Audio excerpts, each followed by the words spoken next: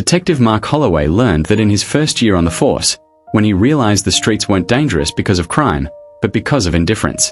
People heard screams and turned up their televisions. People saw blood and stepped around it. By the time the call came in about the body behind the slaughterhouse, Mark already knew there would be no witnesses. The man had been nailed to the wooden fence. Not metaphorically. Real nails. Through wrists and ankles. His mouth was stuffed with paper soaked in blood. His eyes were open, bulging, as if he had tried to scream until his lungs gave up. On his chest, carved deep and uneven, was a single word. Confess. Mark stared at the body longer than he should have. Not because of shock. Because he recognized the man. Richard Lowe. Former vice detective. Fired 2 years ago. Official reason. Misconduct. Unofficial reason. He knew too much and said too little. No one cried when they zipped the body bag. At the station, the room smelled like old coffee and lies. The captain wanted it quiet. This isn't a serial, he said. This is a message. And messages don't get publicity. Mark didn't argue. He had learned that arguing only got you buried slower. The second body came 2 nights later. A judge. Found in his private office, throat cut so deep the head barely stayed on. On the wall behind him, written in his own blood, were the words, "I knew." Mark felt his stomach tighten. These weren't random victims. They were connected. And they were being punished. Digging into old files, Mark found the pattern buried under sealed documents and missing pages. Years ago, there had been a case. A warehouse fire. 12 undocumented workers burned alive. Official ruling. Accident. Electrical fault. Case closed in 48 hours. The detective on scene. Richard Lowe. The judge who signed off on the dismissal. The dead man from the office. The truth had been buried with the bodies. Until now. Mark received a call from an unknown number. The voice on the other end was calm. Almost bored. "You're looking in the wrong direction," the voice said. "This isn't revenge. It's balance." The line went dead. The third victim didn't die quietly. A former prosecutor was found alive, barely. Hung from a meat hook in an abandoned cold storage, skin flayed in careful strips. He survived long enough to whisper one thing before bleeding out. "I signed it." Mark vomited in the alley behind the building. By then, Internal Affairs was watching him. They warned him off the case. Told him his name was in the old files too. He had been a rookie then. He had followed orders. He had stayed silent. Guilt has a smell. Metallic. Like blood on warm concrete. The killer contacted Mark again. This time with an address. "Come alone," the message said. "You owe more than the rest."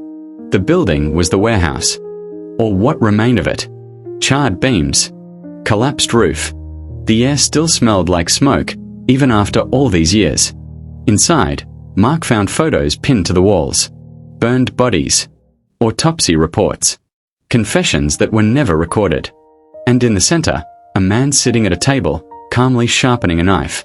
He introduced himself as Elias Crow. "My sister died here," Elias said. She screamed. No one listened. "You were there." Mark didn't deny it. Denial would have been cowardice. "You let them call it an accident," Elias continued. "You went home and slept." Mark felt his hand shake. "What do you want?" he asked. Elias smiled. "A confession." He slid a recorder across the table. Mark spoke. About bribes. About orders. About fear. About silence. He said every word he had swallowed for years. When he finished, Elias turned off the recorder. "You'll never leave this building," Elias said simply. Mark nodded. He had known that the moment he stepped inside. As Elias raised the knife, Mark felt something close to peace. Not forgiveness. Not redemption. Just the end of waiting. The next morning, the city woke to headlines. A recording leaked online. Names. Details. Proof. The system shook. Arrests followed. Resignations. Trials. They found Detective Mark Holloway's body in the warehouse. Throat cut. Eyes open. The report said suicide. The city accepted it. The city always does. The city swallowed Mark Holloway without choking. 3 days after his death, his desk was cleared. His badge locked in evidence. His name removed from active files. The official story settled quickly and comfortably. A disgraced detective, guilt-ridden, unstable, took his own life in the ruins of an old warehouse. No memorial. No honor guard. Just a line in an internal report and a silence everyone accepted with relief. But silence never meant absence. It meant rot. Lieutenant Sarah Kline inherited the case by accident. Or maybe as punishment. She had been the one who signed the suicide report, even though her hand shook when she did it. She had worked with Mark for 6 years. She knew the weight of his guilt, but she also knew one thing for certain. Mark Holloway did not run from consequences. He walked straight into them. She started where she wasn't supposed to. Mark's apartment smelled like stale cigarettes and disinfectant. Everything was clean, too clean. Someone had already been there. Files were missing. His laptop gone. But Sarah noticed what others wouldn't: a loose floorboard near the window. Under it, wrapped in plastic, was a cheap burner phone and a folded note written in Mark's rough handwriting. If I'm dead, it means the truth is alive. The phone contained one message draft, never sent, an address, and a name: Elias Crow. Sarah didn't run it through the system. She didn't tell anyone. She drove alone. The building was already condemned, red tape fluttering like open wounds in the wind. Inside, the walls were bare now. The photos gone. The confessions removed. Only dark stains on the floor remained, scrubbed badly, like someone had tried to erase a sin with water. "You're late," a voice said behind her. Sarah turned slowly.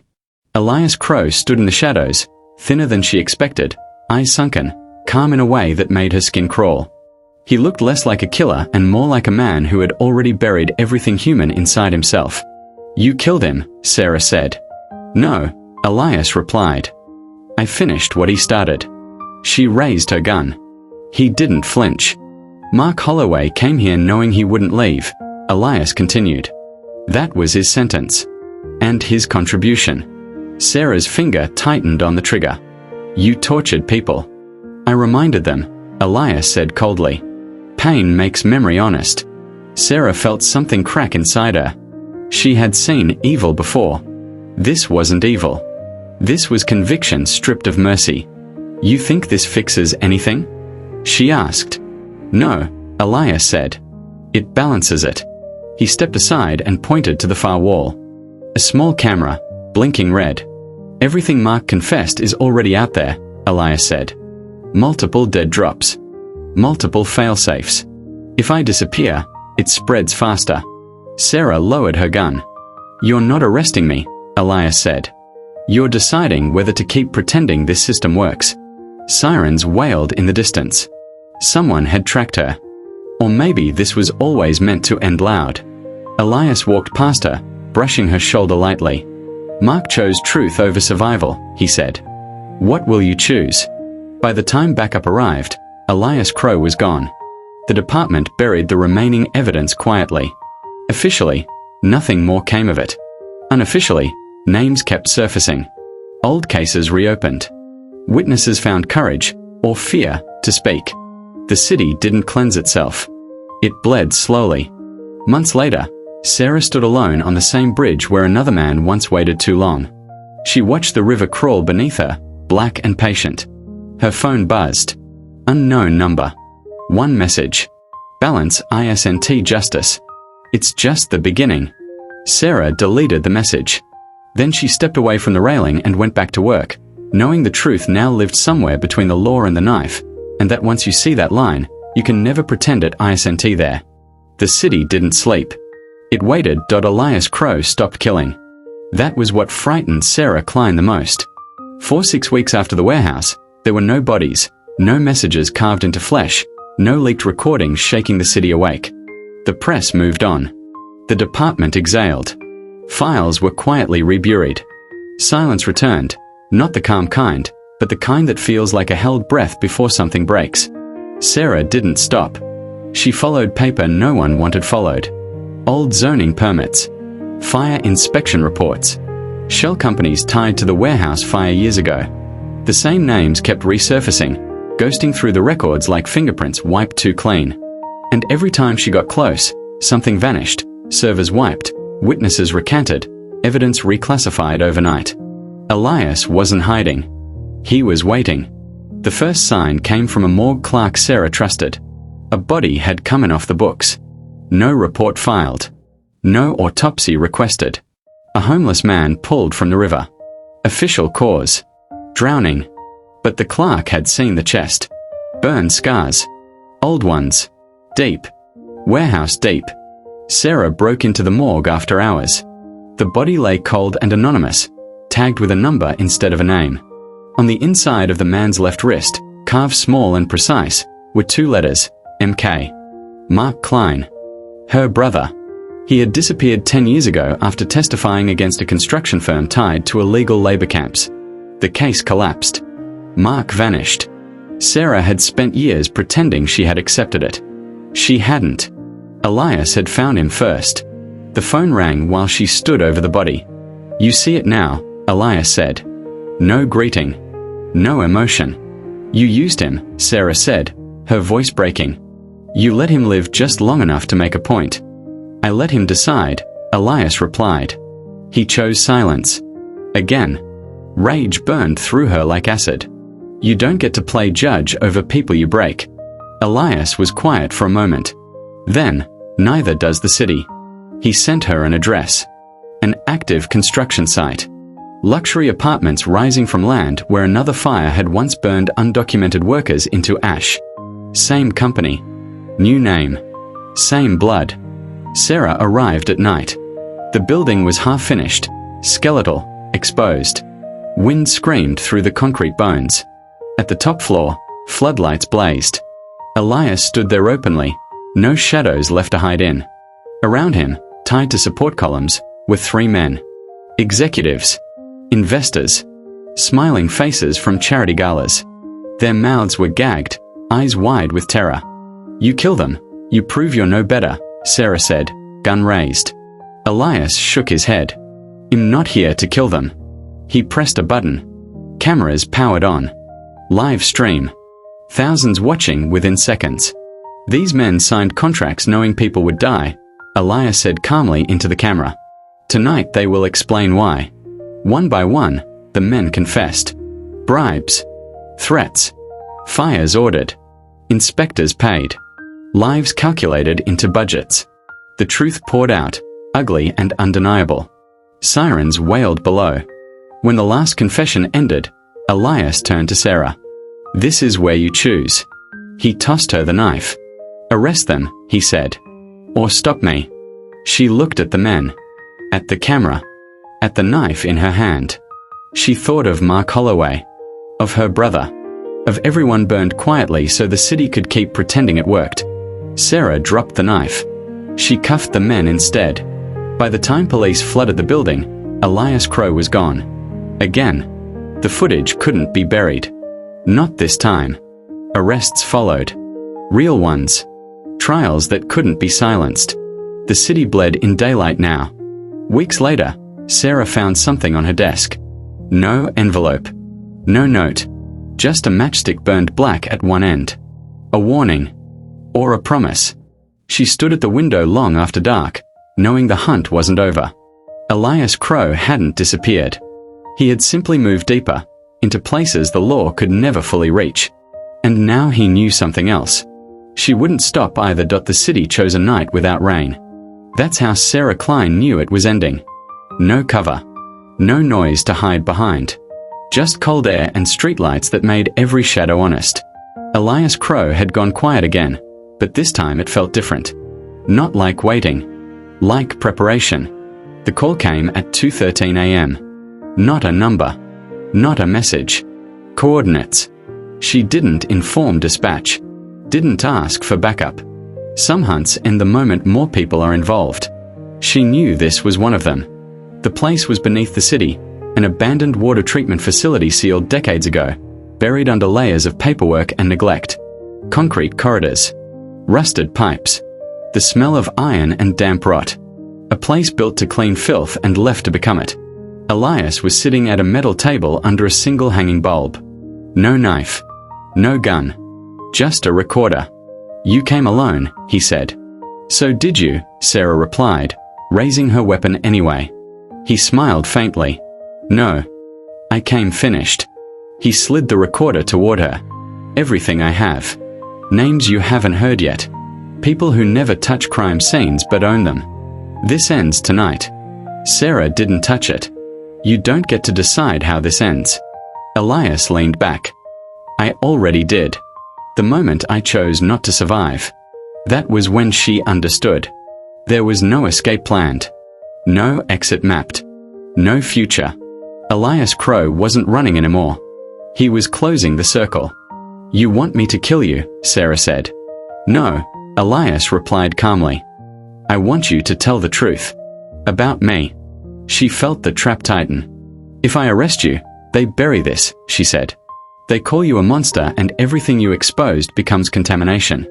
And if you kill me, Elias said, I become a warning. And the file's live.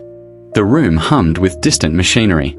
The city breathing above them, unaware. Sarah's hand trembled.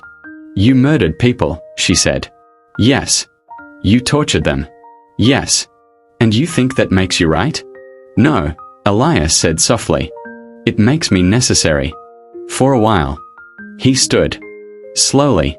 Open hands. I am what happens when institutions decide some lives are expendable, he said.